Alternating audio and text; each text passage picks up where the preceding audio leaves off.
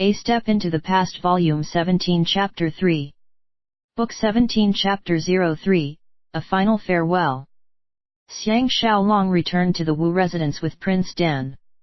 Even in their wildest dreams, Su Yis and his party could not imagine that their master would be rescued in such a short time.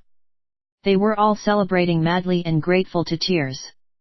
Xiang Xiaolong was worried about Zhao Ye, Wu Tingfang, Bao'er, and the rest, and so handed the task of entertaining Prince Dan to Tao Fang and Teng Yi with an apology.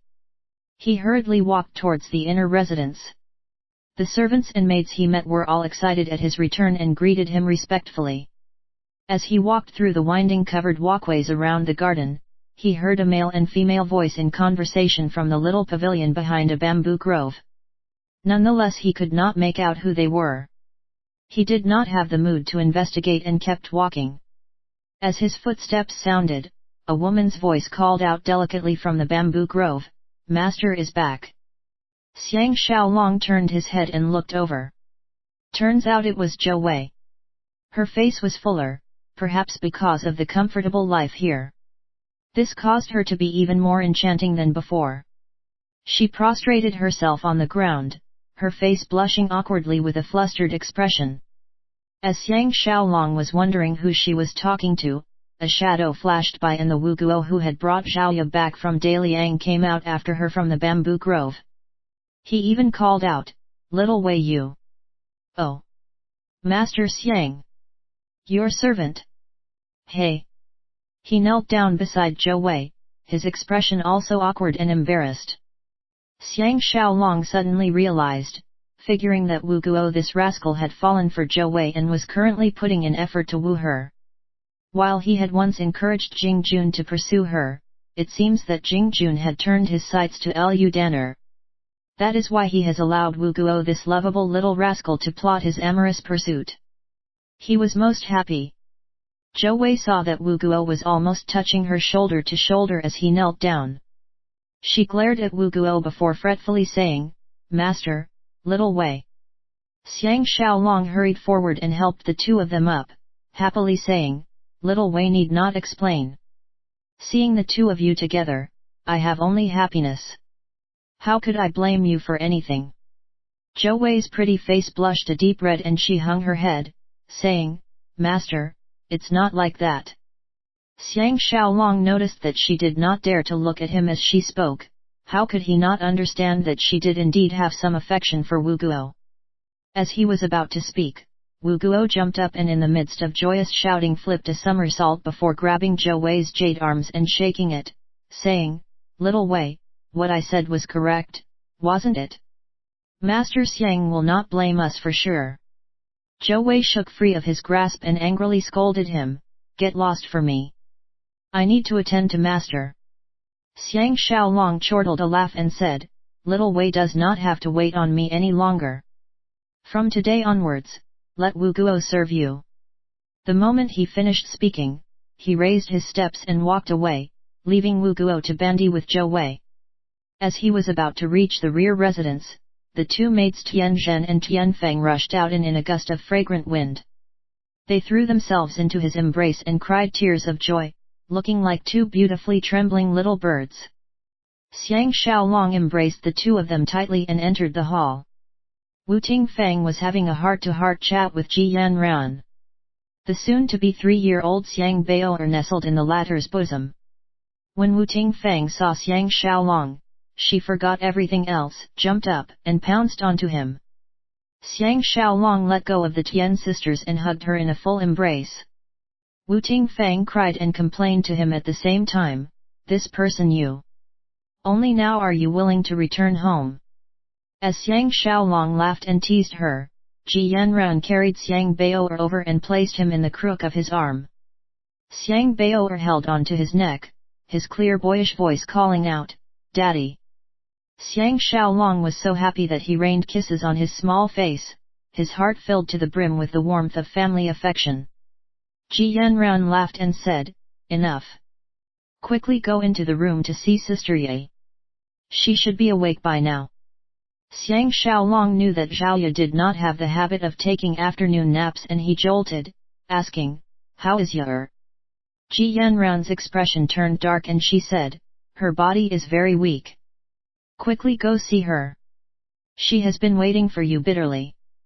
Xiang Xiaolong returned Xiang Bao'er to Ji Yanran and smoothly asked, "Where is Ji and Sister Ro?" Wu Tingfang happily replied, "The three sisters are together and have no attention for anything else at the moment." After Xiang Xiaolong kissed Wu Tingfang's cheeks again, the Tian sisters clasped him in between themselves and dragged him excitedly towards the east wing. They entered a particularly quiet and secluded room. Zhaoya had not awakened yet. A pretty maid was at her side nursing her. The Tian sisters judiciously dragged away that pretty maid. He was left alone with Zhaoya. He sat on the edge of the couch, a heated love igniting in his heart. He carefully examined this tragic beauty. Zhaoya has obviously wasted away and her appearance was wan and unhealthy. She was missing the brightness and color of her former days, and had taken on a thin and delicate look instead. As he saw this, his heart was pained. Xiang Xiaolong reached out his hands to caress her cheeks and painfully called out, "Yer! Yer!" Zhaoya slowly woke up. Opening her eyes, she saw that it was Xiang Xiaolong and with a delicate moan, she struggled to sit up. Xiang Xiaolong embraced her into his bosom and kissed her fragrant lips deeply.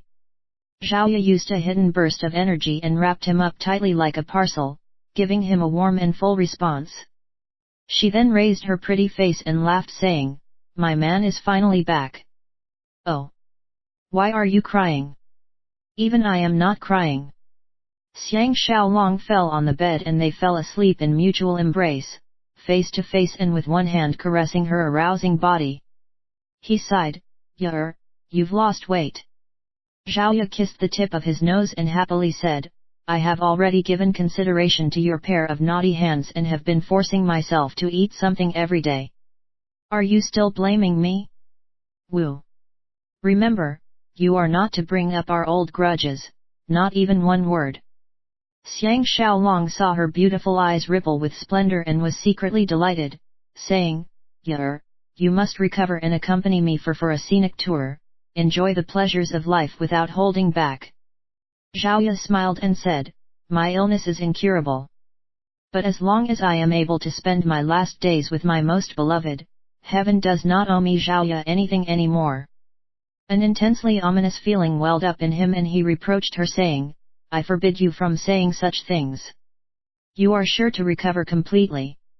My love to you is the world's best miracle cure, stronger than any grand doctor." Zhaoya giggled and her pretty face twinkled. She gave him another kiss before saying, "Please help me up. I've slept till I'm tired to death." Xiang Xiaolong actually could not bear to leave this comfortable slumber-inducing couch, but did not have a choice but to cradle her up by the waist and sitting up on the couch. Zhaoya strove to hold on to his neck, and said weakly, "How about going out for a walk? Look! It's snowing." Xiang Xiaolong looked out the window. Snowflakes were indeed floating down. He couldn't bear to deny her and finding a cloak and a thick cape, wrapped her up tightly before supporting her towards the small pavilion in the courtyard. He helped her onto a stone bench and said in sympathetic love, "Is ya uncomfortable anywhere?" Zhaoya pasted herself onto his cheeks and looked at the snow-covered landscape outside the pavilion. She smiled and said, "Are you talking about the past? I feel completely devoid of energy. I will feel dizzy whether sitting or standing. Sometimes when I think of you, my heart will ache. But everything is all right now. I even feel like eating something." Xiang Xiaolong leaned away and asked, "Should I get someone to prepare some food for you? What would you like to eat?" Zhaoya's eyes emitted a passion deep as the sea, and with a smile on her face, she shook her head saying, "No. That was just a feeling. Right now I just want you to hold on to her. Let Yer know that Xiang Xiaolong still loves her so." Yer is already very contented. Xiang Xiaolong carefully examined her countenance and saw that her face had turned red. Her elegant eyes twinkled with a fantastic and stunning expression. The color and brightness she had lost had reappeared on her silken face. He was delighted and momentarily speechless. Zhaoya gently said, Zhao De and the rest have been loyal and devoted to me. Can you find something appropriate for them? They will now serve you. Because of me, they have all abstained from marrying and setting up a family.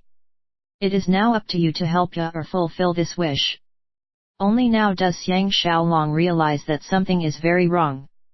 He shook severely and said, "You are now allowed to say such things. You will recover very quickly." Zhao Ya laughed dully, "Look. This great snow is so beautiful, purifying all the ugly and hateful things in this world of men. Even though Ya has had many men, but the only one she has truly loved is Xiaolong. All the others have been forgotten. I should have died in Daliang long ago. But knowing that I still have a chance to meet you, I held on until now. If you had not called to me just now, I might not have woken up again." Xiaolong ah! Don't cry, okay? Reaching out her sleeves, she wiped his tears. Xiang Xiaolong's whole body turned cold, his heart feeling as if it had been sliced by a knife and his guts feeling as if they had been cut short.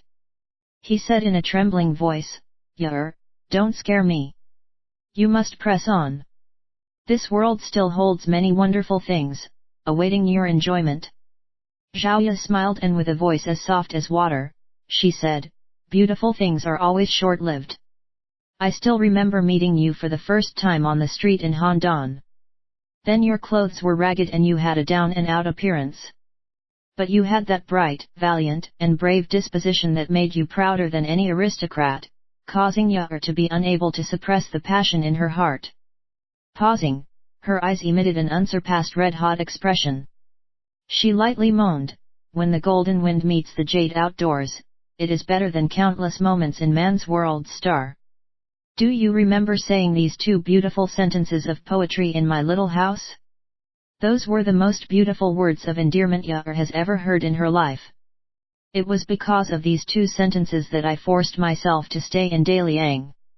But in the end I could not help but come to see you." Asterisk the saying is A with tilde A with circumflex copyright A with tilde A with circumflex copyright A pound A 1/2 A with tilde A with circumflex A 1/2 A degree A with tilde A with circumflex copyright A euro A superscript 2 A with tilde A with circumflex A cent A euro A with circumflex A with tilde A with circumflex A degree A with tilde A with circumflex copyright A cent A euro A with circumflex A cent A with tilde A with circumflex A 1/4 A euro trademark A with tilde A with circumflex A 3/4 A with tilde A with circumflex A euro trademark A euro A with tilde A with circumflex yen A with tilde A with circumflex A degree A with tilde A with circumflex copyright A euro A with tilde A with circumflex A euro A with tilde A with circumflex A cent A degree. It is attributed to a Qin dynasty official and means something like, if two people who love each other run into each other, even though their time is short, it is to be treasured and is better than countless beautiful moments in the world. Reference from.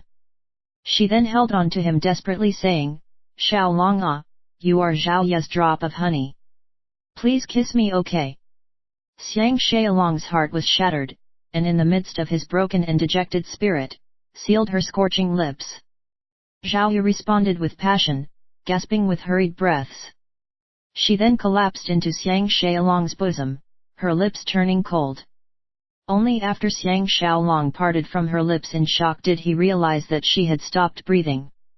However, the corners of her mouth betrayed an expression of happiness and satisfaction. Her eyes were lightly closed, looking as if she had just fallen into a deep sleep. But he knew that she would never awaken again. The reason she was able to survive till today was because she was vigorously striving to see him one last time. With Zhao Ya's death, Xiang Xiaolong also felt his past in Handan buried in the current of time. The three Zhao beauties with whom he had relations had all passed away one after the other. Every incident was a great blow to him. By this time, he had become numb. He was truly exhausted emotionally. He had seen the death of Liu Gong and Zhao Ya in a single day. And both had happened so suddenly that he could no longer bear the mental and physical torment. After he handed Zhao Ya's body to Tao Fang to manage, he followed Zhao Ya's last wishes to comfort Zhao De and the rest. After that, he could endure no more and hid in his room crying bitterly before falling into a deep sleep. When he awakened, he found Wu Tingfang curled up and asleep in his embrace. He hurriedly woke her and cleaned himself up before rushing towards the palace. Teng Yi, Jing Jun, and the 18 guardians guarded his procession.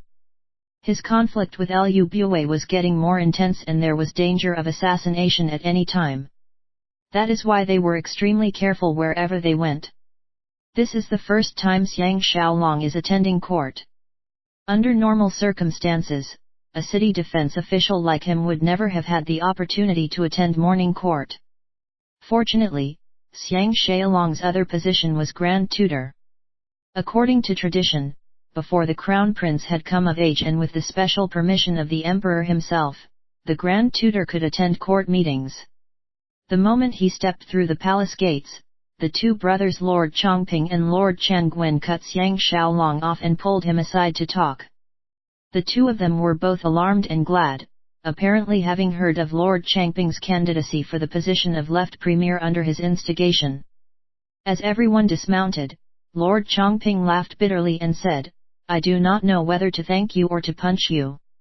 Crown Prince sought me out late last night to tell me that you had recommended me to replace Premier Su. Ai, why are you unwilling to take it on yourself? If you are willing to be left premier, all of us will support you heart and soul." Lord Changwen was even a little suspicious and said, "When elder brother has made a mess of things, it would be obtaining disaster from a blessing." Teng Yi laughed and said, "These two chaps are usually unafraid of heaven and hell.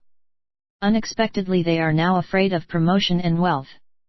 Anyone who sees this will be laughing away." Jing Jun laughed till his belly ached, saying, "The Crown Prince and us will be in the background holding you up. Even if you meet something impossible, just act as normal. What's the worst that could happen?" Lord Chongping angrily said, "It's easy for all of you to speak.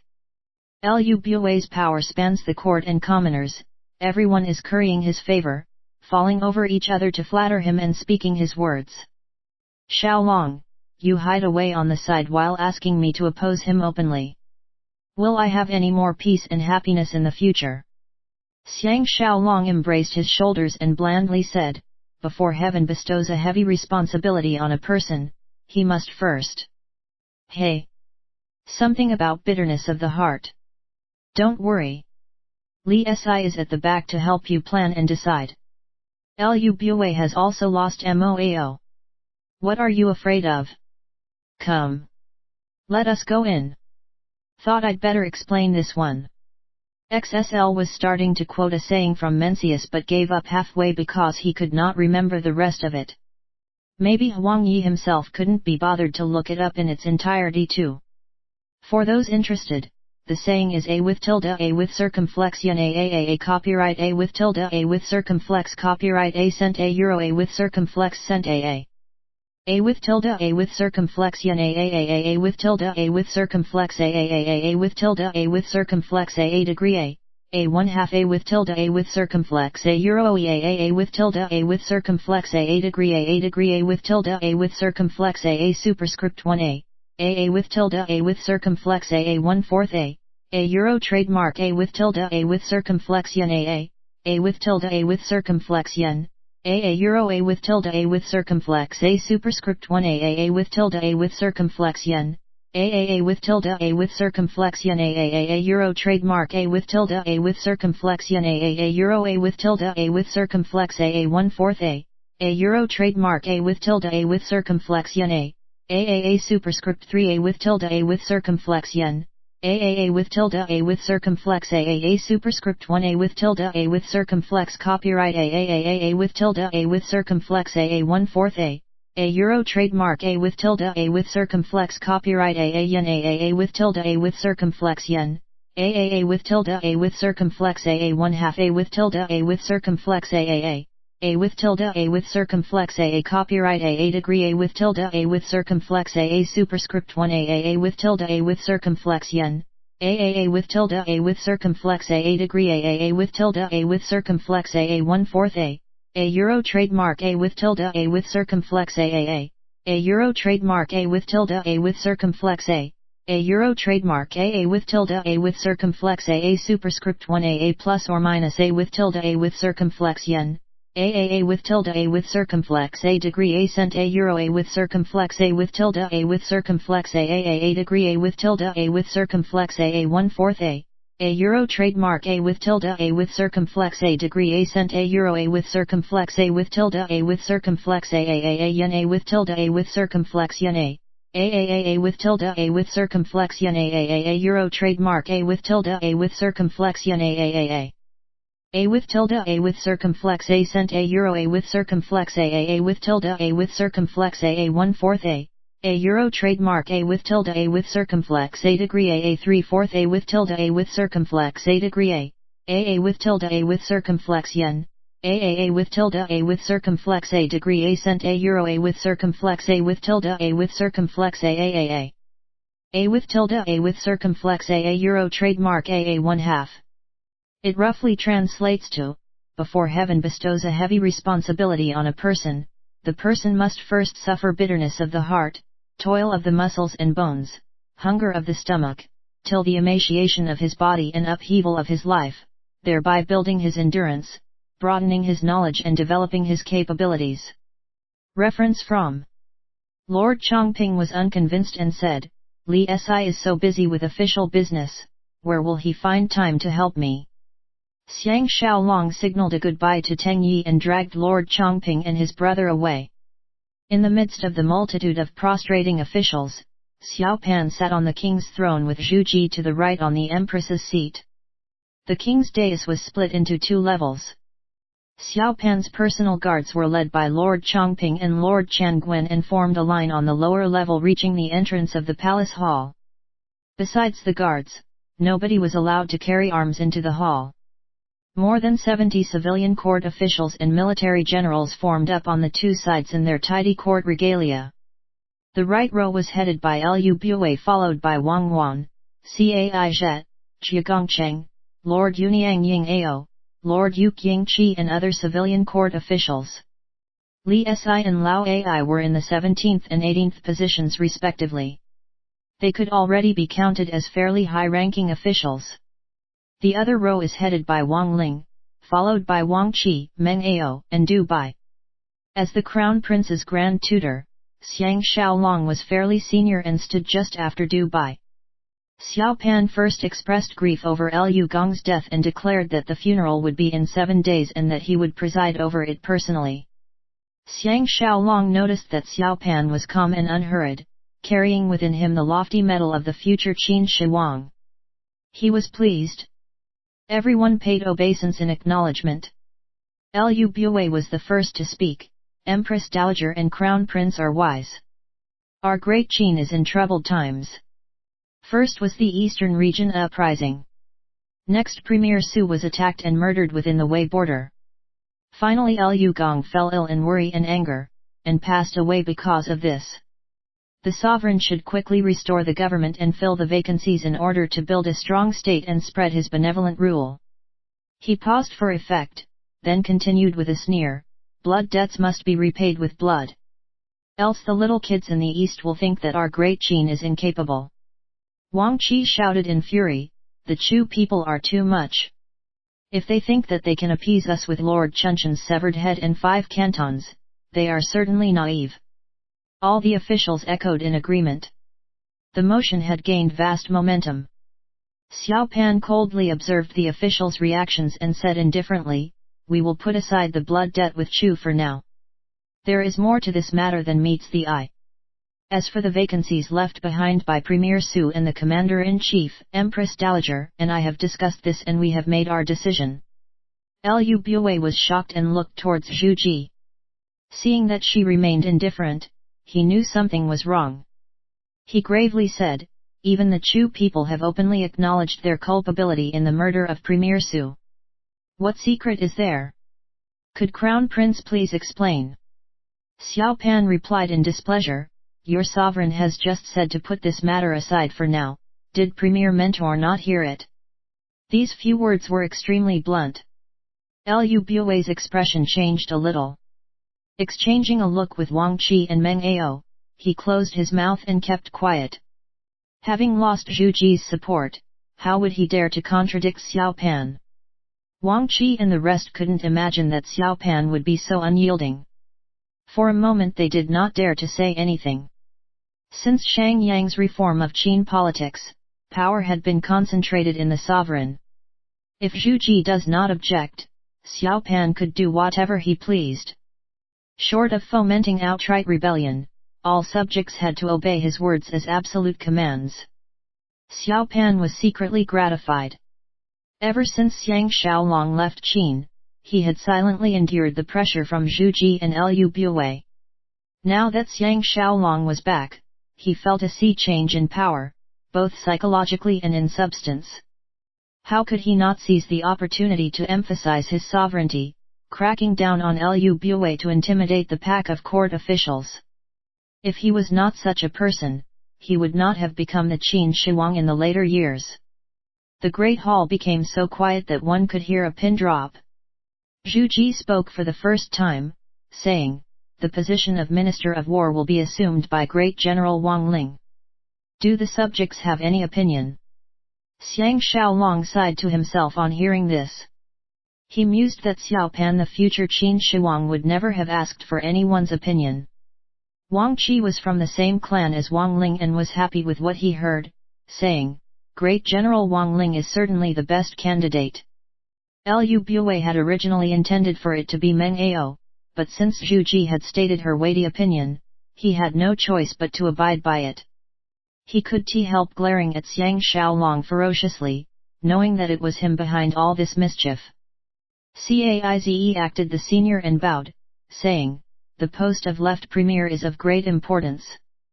Unless the candidate is virtuous and prestigious, he cannot command the respect of the people. Who is Empress Dowager and Crown Prince's preferred candidate?" It was Zhu Ji's turn to be struck speechless. This was because if virtue and prestige were the criteria, Lord Chongping would be far back in the queue. Xiang Xiaolong took a look at Lord Chongping, who was standing guard on the dais. His head was bowed and he was silent. His face was blushing, betraying his fear and doubt. He knew that if he did not turn the tide now, all the officials would soon echo Caize. Maybe even Zhu Ji would begin to waver too. With a loud laugh, he said, "Duke Cai is right. Nonetheless, this small official thinks that this is still insufficient. In my humble opinion, the candidates eligible for the post of premier should fulfill 3 criteria." Next, he turned towards Xiao Pan and Zhu Ji and bowed, saying, "Empress Dowager and Crown Prince are wise. Will you allow this small official to explain his viewpoint?" Xiao Pan rejoiced, and after asking Zhu Ji for instructions, he happily ordered, "Grand Tutor Xiang, please speak forthrightly. Do not have any reservations." Liu Buwei and his faction were all wary in their hearts, but could not prevent him from speaking. Du Bai's face displayed a sneer. In his standpoint, he would actually rather that the left premier post not fall into Liu Buwei's hands. Even though Wang Qi was leaning towards Liu Buwei, he was finally still a central pillar of the Qin military. He also had a favorable opinion of Xiang Xiaolong. That is why, as long as what Xiang Xiaolong said was reasonable, he would support it. The situation was exceptionally delicate. Everyone's attention fell on Xiang Xiaolong. Xiang Xiaolong laughed with a little pride and said, "I am unworthy. Firstly, this person must have sufficient learning to assume this office. Virtue and vision can be cultivated and are not so important at this moment. Take Premier Liu as an example. Everyone knows the circumstances under which he assumed the post of premier, but is there anyone now who is not convinced in heart and speech?" From this you can understand the reasoning behind this small official's first criterion. Everyone was dumbstruck, the reason being that Xiang Xiaolong has forcibly laid this matter on Liu Buwei's credibility. If anyone objects, it would be akin to challenging Liu Buwei. Liu Buwei almost burst with rage. He hated most having his past mentioned. Nonetheless, this time he found it difficult to speak. Meng Ao's expression became grave and he laughed coldly, asking, "Could we know what official Xiang's next 2 criteria are?" Xiang Xiaolong coolly replied, the position of left premier oversees the largest part of the military chain of command, hence the person must be a high-ranking military officer. Furthermore, to satisfy the hearts of the soldiers, this person must be like Premier Su, a native-born Qin general. Only thus can he inspire our great Qin soldiers to serve willingly and loyally. This criterion is critical and must not be neglected. These words had as well as eliminated any chance for Wang Wan or Meng Ao to be the left premier. And the only people who could fulfill these two criteria were Du Bai and Wang Qi. Lord Chongping fell short by a little bit. Liu Bui was green with anger, but could not say anything once again. This was because Xiang Xiaolong's logic was irrefutable. Apart from Wang Qi himself, all the high-ranking military officers from native Qin nodded in agreement. Xiao Pan slapped the table and said, "Well said. Now even I am interested in hearing the third criterion." Xiang Xiaolong first thanked Xiao Pan for his permission before smiling and saying, "The third criterion is that this person must be youthful and promising so as to be able to grow together with the Crown Prince. This will ensure continuity of policies." This argument may be audacious, but there is reason behind it. As long as one thinks carefully, one can see the beauty of it. In truth, this had always been the weakest of Xiang Xiaolong's three criteria. The officials erupted immediately, frantically discussing the issue with one another. Liu Bui chuckled and said, "Grand Tutor Xiang's last criterion leaves much room for discussion. Who does Grand Tutor have in mind?" Xiao Pan laughed and said, "Grand Tutor Xiang's words agree with my thinking. Lord Chongping, receive the decree." The great hall swiftly became silent. Lord Chongping ran out and prostrated himself below the dragon steps. Xiao Pan solemnly pronounced, "From this day forward, Lord Chongping will be my great Qin's left premier. My decision is final. The officials shall not quibble over this, nor shall they have another opinion." Xiang Xiaolong laughed in his heart, and without even sparing the livid Liu Bui a look, he led the court in kneeling in acknowledgement of the Crown Prince's order. What had been an impossibility had become reality just like that. The pivotal move was obtaining Lao Ai and Zhu Ji's support. With this, Lao Ai and Zhu Ji's faction had also openly and irrevocably severed relations with Liu Bui.